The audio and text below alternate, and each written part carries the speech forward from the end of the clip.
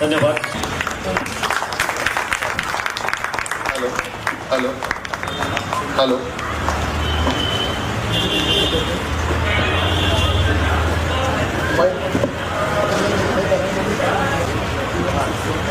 Hello hello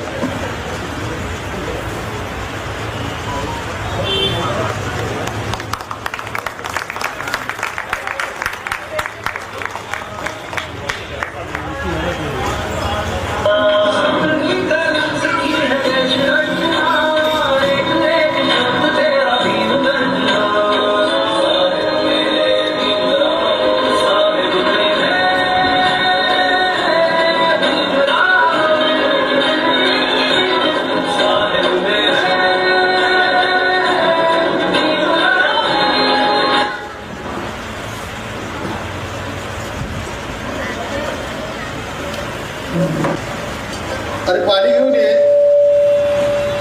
पाणी नाही.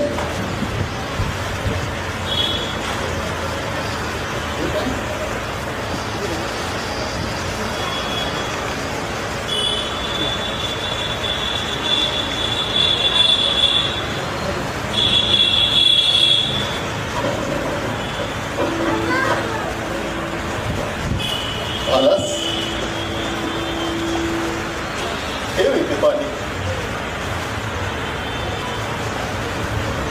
मला माहिती तुला माझी अवस्था बघून अस्वस्थ झाला असशील. साहेबांना हसतायत, साहेब रडत आहेत, साहेबांना अश्रू अनावर होत आहेत. परंतु माझे अश्रू मला अनावर होत आहेत. कारण जाशील मला हे अश्रू माझे अनावर का होत आहेत ते.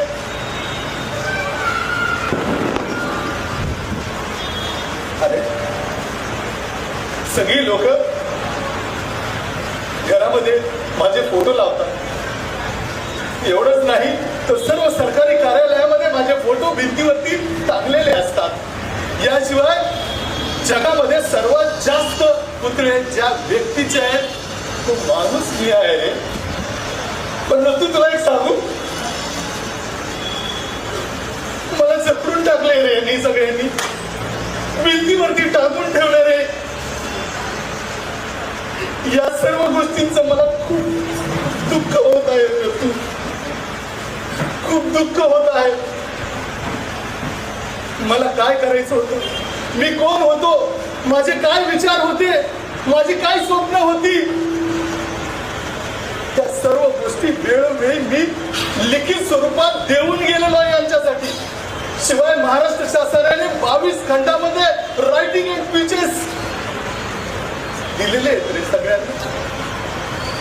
परंतु माहितीये आज एकाकडे पण तेवढं वाचण्यासाठी वेळ नाहीये. वेळ नाहीये कुणाकडेच. हे वाचण्यासाठी कुणाकडेच वेळ नाहीये. प्रत्येक जण आपापल्या कौटुंबिक जबाबदारीमध्ये, आपल्या कौटुंबिक जबाबदारीमध्ये गुंतलेला आहे. त्यामुळे कोणाकडेच हे वाचण्यासाठी वेळ नाहीये. फार कमी लोक मिळतील रे ज्यांनी ही खंड वाचलेली आहेत आणि त्यांना माझा जो मार्ग आहे, माझं जे मिशन आहे, जे मी अर्धवट ठेवलेलं आहे, जे मी त्यांना सोपवलेलं आहे, त्याची जाणीव त्या मोजक्या काही लोकांना आहे. सर्वांना नाहीये, सर्वांना नाहीये. म्हणून मी आज दुःखी आहे रत्तू. म्हणून मी आज दुःखी आहे. तुला माहिती आहे रत्तू, आज लोक मला काय म्हणतात, परमपूज्य, विश्वरत्न, भारतरत्न, symbol of knowledge, doctor Babasaheb Ambedkar. हा जो दिवा, भीमराव, हा जो माझा जो भीमराव पासून झालेला हा जो जीवन प्रवास आहे, डॉक्टर बाबासाहेब आंबेडकरांपर्यंतचा हा जो जीवन प्रवास आहे, एवढ्या सहज झालेला आहे. खूप सहज झालेला आहे. सहज झालेलं नाही. याच्यासाठी मला किती बलिदान करावं लागलेलं आहे याची जाणीव असली पाहिजे. माझी चार मुलं माझी गेली रे, 4 मुलं गेली. गेली नाही म्हणत मी त्यांना. त्यांनी बलिदान दिलं या समाजाच्या विकासासाठी, या समाजाच्या उद्धारासाठी त्यांनी बलिदान दिलं. त्या बलिदानाचं काय मिळालेलं, काय मिळालंय आज? जेव्हा पाठीमागे वळून मी बघतो तेव्हा असा विचार येतो की काय मिळालेलं आहे.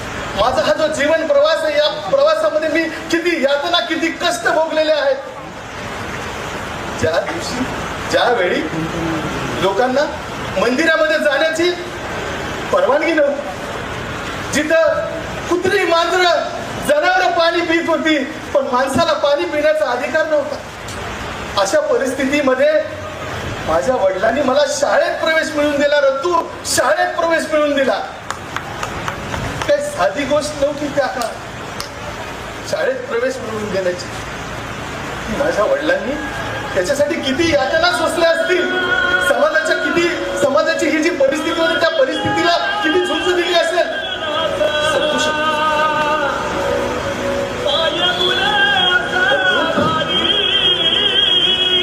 मला तुला सांगायला आवडेल, परदेशात जेव्हा मी शिकायला होतो, परदेशात जाऊन एवढ्या 3 विषयामध्ये PhD केल्या.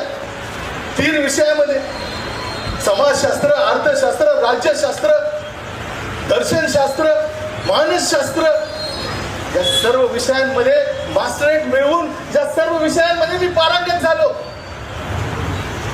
मला 1 डिग्री घेऊन सुद्धा भारतात परत येता आलं असतं. का शिकायचं होतं मला? का केलं असेल मी? कधी केलाय विचार? काय गरज पडली होती या माणसाला एवढं शिकायची? काय गरज पडली होती एवढ्या डिग्र्या घ्यायची? 32 डिग्र्या मी घेतल्या. कशासाठी? कुणासाठी? माझ्या स्वतःसाठी. 1 डिग्री सुद्धा, माझी 1 डिग्री सुद्धा माझ्या आयुष्यासाठी खूप पुरेसी होती. मला काय गरज होती एवढ्या सगळ्या डिग्र्या मिळवण्याची? हे शिक्षण मी माझ्या स्वतःचा विकास करण्यासाठी घेतलेलं नव्हतं. हे शिक्षण मी माझ्या कुटुंबाचा विकास करण्यासाठी मी घेतलेलं नव्हतं. हे शिक्षण मी माझ्या संपूर्ण समाजाचा उद्धार करण्यासाठी मी हे शिक्षण घेतलेलं होतं. संपूर्ण समाजाचा उद्धार करण्यासाठी. माझ्या स्वतःचं कुटुंब चालवणे हा माझा उद्देश नव्हता. तर तशी जर परिस्थिती असती तर तू, जेव्हा मी इथला बौद्ध धर्माचा जेव्हा मी स्वीकार करण्याचा विचार, धर्म परिवर्तनाचा विचार केला 1935ला, तेव्हापासून अनेक प्रलोभनं देण्याचा माझ्यावरती प्रयत्न करण्यात, अनेक प्रलोभनं आले होती माझ्याकडे. आणि जर मी तेव्हा ठरवलं असतं तर आज जे भारतामध्ये सर्वात जास्त श्रीमंत लोकांची जी यादी आहे ना, त्या यादीमध्ये प्रथम क्रमांक आंबेडकर घराण्याचा राहिला असता. मला ते करायचं. मला श्रीमंत होण्यासाठी मी शिकलेलो नव्हतो. मला धनसंपत्ती मिळवण्यासाठी मी शिकलेलो नव्हतो. ज्या मी बालपणापासून ज्या यातना सहन केलेल्या होत्या, त्या यातना माझ्या पुढच्या पिढीला येऊ नयेत हा उद्देश त्याच्या पाठीमागे माझा होता.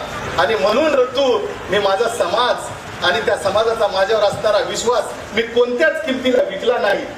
कोणत्याच किमतीला विकला नाही. याची जाणीव आज कुणाला नाही राहत. कुणी समजून घ्यायला तयार नाही. मला आज मोठमोठ्या जयंत्या होतात, लाखोच्या करोडोच्या जयंत्या होतात. त्या जयंत्यांमध्ये लाखो करोडो रुपयाचा अगदी चुराडा केला जातो. पण आज मी बघतोय माझ्या पुतळ्यांच्या उंची वाढवण्याच्या स्पर्धा लागलेल्या आहेत. स्पर्धा पुतळ्याच्या उंची वाढवण्याच्या. पुतळ्याच्या काय उंची वाढव? माझ्या विचाराची उंची वाढवा. माझ्या विचाराचा प्रसार करा. माझ्या विचाराचा प्रसार करा. घराघरामध्ये तुमच्या बाबासाहेब आंबेडकर जन्म द्या. बाबासाहेब आंबेडकर एका रात्रीत घडलेले नाहीयेत. एका रात्रीत घडलेले नाहीयेत.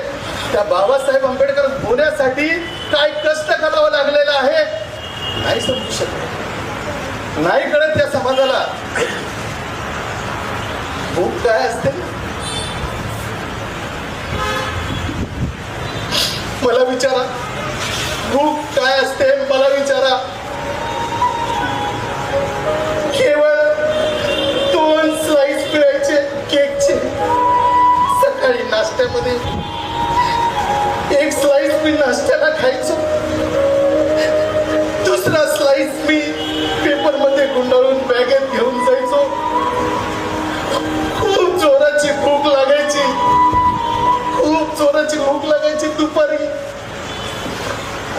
असहाय्य व्हायचं. अशा परिस्थितीमध्ये मी बॅगेतून तो ब्रेड काढायचो आणि तो ब्रेड खायचो आणि एक तांब्या भरून पाणी मी पिऊन टाकायचो.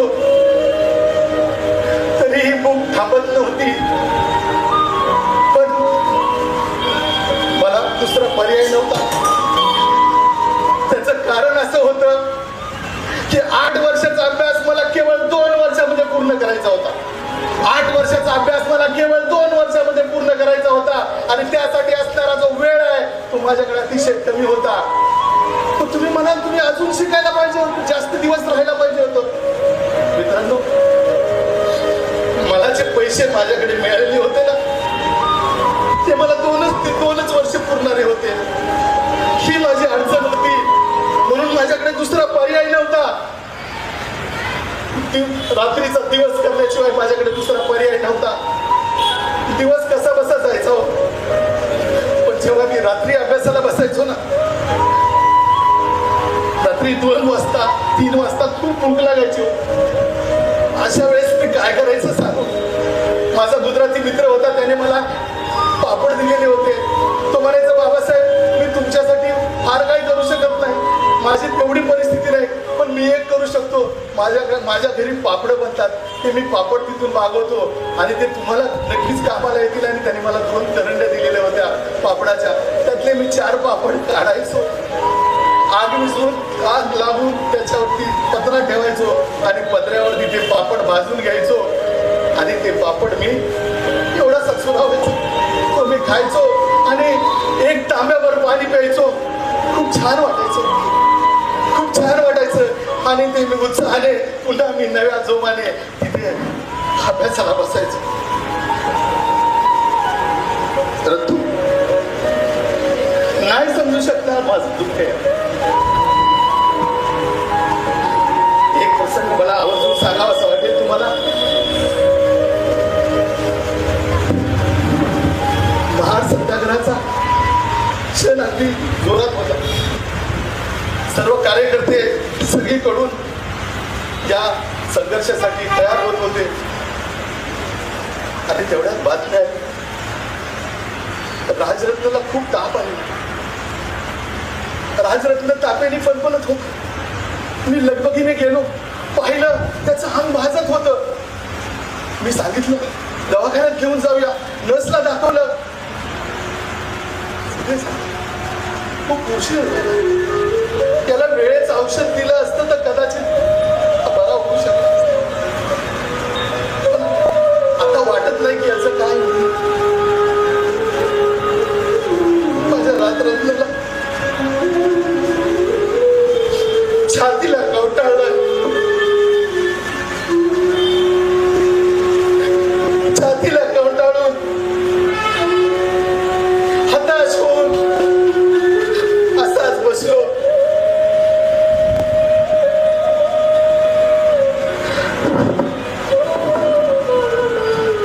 राजरत्न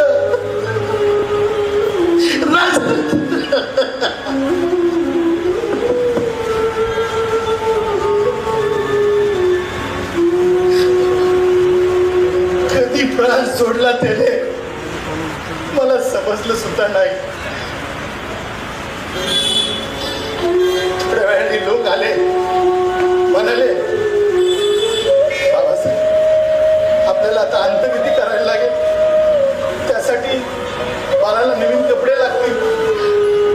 कपडे म्हणल्याबरोबर माझ्या काळजाचे चर झालं ना, ते मी शब्दात नाही व्यक्त करू शकत. कारण त्याच्या औषधासाठी माझ्याकडे पैसे नव्हते.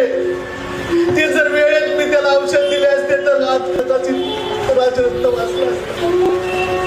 पण मी त्याला पैसे देऊ शकलो नाही आणि म्हणून त्याचा प्राण वाचवू शकलो नाही. माझी ही होणारी घालमेल माझ्या पत्नीला माहित होती. ती माझ्याजवळ आली. काय केलं असेल तिने, काय केलं असेल तिने. तिने आपल्या लुगड्याचा पदर फाडला, राजरत्नाला त्यामध्ये गुंडाळलं आणि अंत्यविधीला घेऊन गेलो.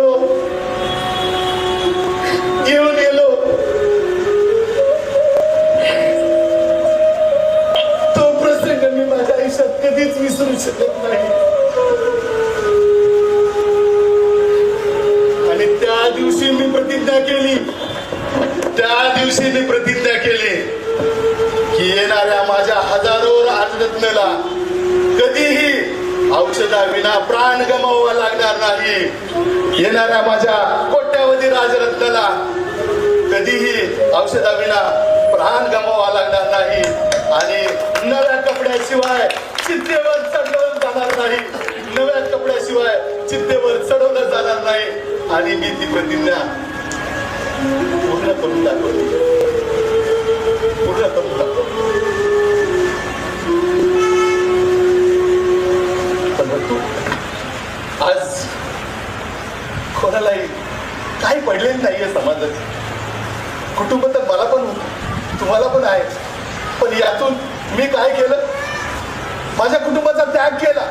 माझ्या कुटुंबाचं बलिदान दिलं मी. त्याच्या बदल्यात तुम्ही काय केलं? प्रत्येकाने आपल्याला प्रश्न विचारा स्वतः. आपण काय केलं त्याच्या बदल्यात? याचा प्रश्न, याचा विचार तुम्ही प्रत्येकाने करायला पाहिजे. एवढं सगळं बलिदान देऊन उपयोग काय झालेला? काय झाले आज मी सांगितलं, शिका, संघर्ष करा, संघटित व्हा. आपसात संघर्ष करायला लागले.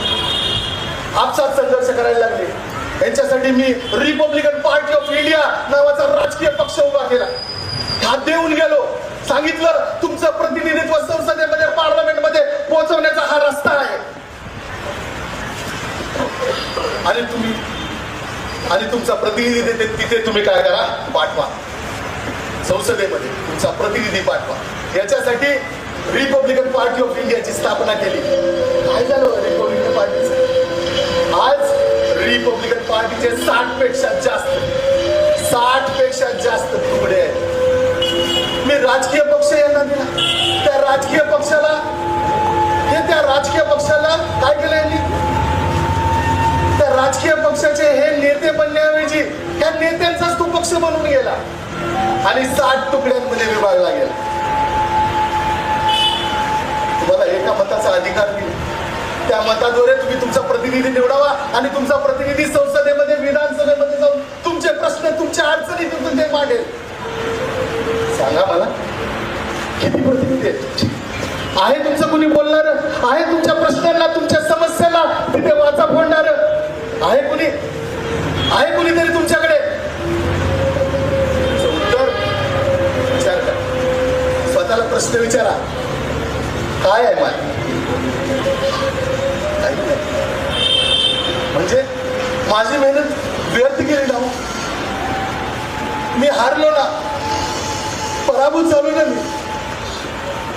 आज माझं प्रतिनिधित्व करणारी लोकच नाहीये. मी सांगितलं शासन करती जबाब बना. इथे माझा एक प्रतिनिधी नाहीये. शासन काय बनवणार आहे? एक प्रतिनिधी नाही पाठवू शकत. आम्ही सगळे मिळून एक प्रतिनिधी नाही पाठवू शकत. आम्ही काय करतोय? आपल्या वेगवेगळ्या पक्षांमध्ये आपण जातोय आणि त्या पक्षाचे आपण काय बनत चाललेलो आहे? त्या पक्षाचे नेते बनत चाललेलो आहे आणि समाजाला त्या नेत्यांकडे घेऊन चाललेलो आहे. ही लोकशाही मला अभिप्रेत नव्हती. मला तुमचे प्रतिनिधी तिथे पाठवायचे होते, जे समाजाचं नेतृत्व करतील, समाजाच्या अडी अडचणी, समाजाचे प्रश्न सोडवतील. हा विचार त्याच्या पाठीमागे होता. पण यातली कोणतीही गोष्ट होताना दिसत नाही. वाटलं होतं एक धर्मसंस्था स्थापन करू जी जगाचं नेतृत्व करेल. म्हणून मी the Buddhist society of India ची स्थापना केली. किती तुकडे झाले तिचे?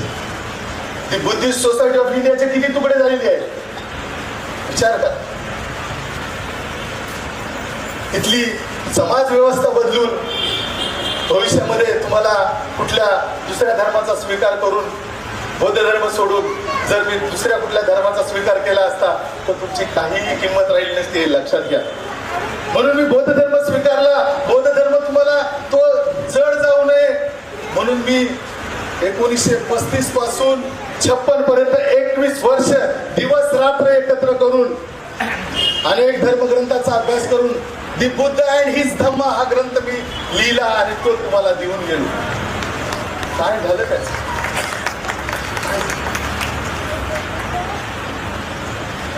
असो, परंतु किती बोलेल तेवढं कमी आहे. मला फक्त तुला सांगायचं होतं की आज हे मला दुःख झालेलं आहे. मी का रडत आहे, का मी व्यतीत होत आहे, का मला वेदना होत आहेत, हे सांगण्याचा मी तुला प्रयत्न केलेला आहे. कदाचित तू मला समजून घेशील, तू मला समजून घेशील.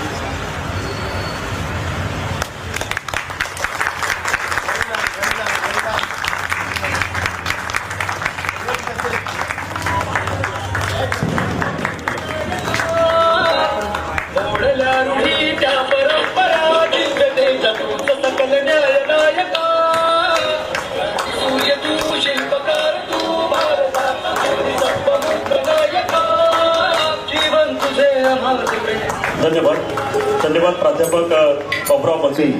त्याबद्दल आपल्या सर्वांच्या वतीनं बनसोडे सरांचं हार्दिक हार्दिक या ठिकाणी अभिनंदन आणि त्यांना हार्दिक शुभेच्छा. बंधूंनो